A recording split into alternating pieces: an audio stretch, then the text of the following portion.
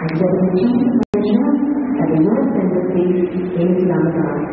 Now I'd like to invite Ambassador Sahajeevana to speak to you.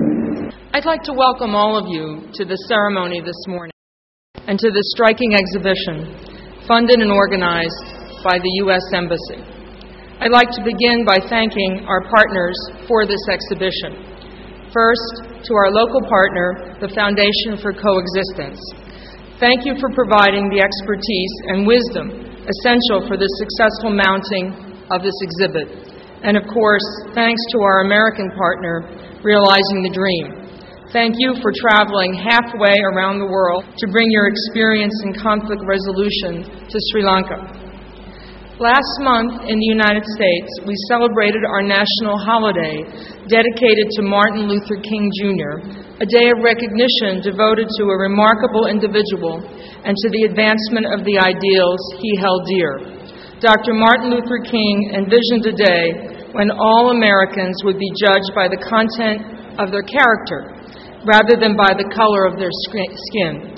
With the election of President Obama to our nation's highest public office, America took another step forward in realizing Dr. King's goal of all Americans sharing the same sense of unlimited potential for themselves and for their children.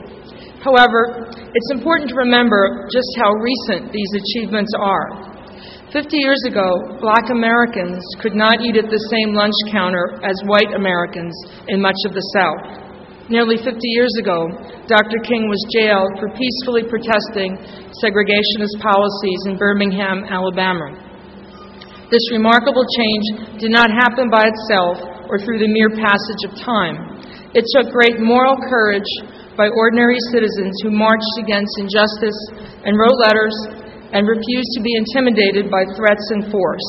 The accomplishments of our civil rights movement showed the triumph of hope over history, proving that common people acting together without violence are capable of enacting great change. With us today, we have a living link to the legacy of social justice portrayed in the photographs and text of this exhibit. I am delighted to introduce our chief guest and main speaker, Martin Luther King III. As a human rights advocate, community activist, and political leader, his own life's work has carried on the tradition of his parents, Dr. Martin Luther King Jr. and Coretta Scott King. Mr. King has advocated for the fair treatment and human rights of people throughout the world, emphasizing the truth in his father's memorable declaration, "Injustice anywhere is a threat to justice everywhere." It is that statement from which we have taken the title of this exhibition. As an international human rights activist and political leader, Mr. King has been involved in significant humanitarian and policy initiatives, whether as a presidential appointee to promote peace in foreign countries or as president of two of the nation's most recognizable civil and human rights organizations.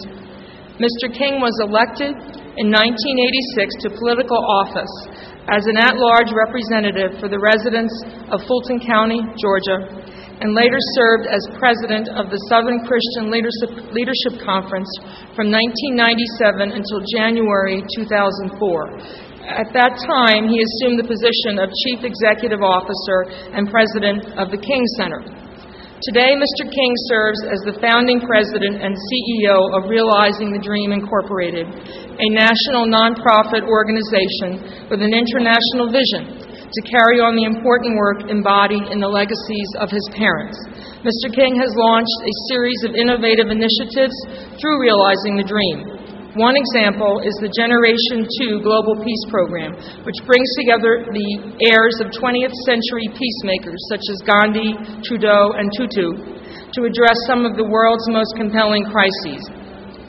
Members of the Realizing the Dream staff will conduct workshops in Colombo and throughout Sri Lanka during the exhibition to train people in nonviolent conflict resolution.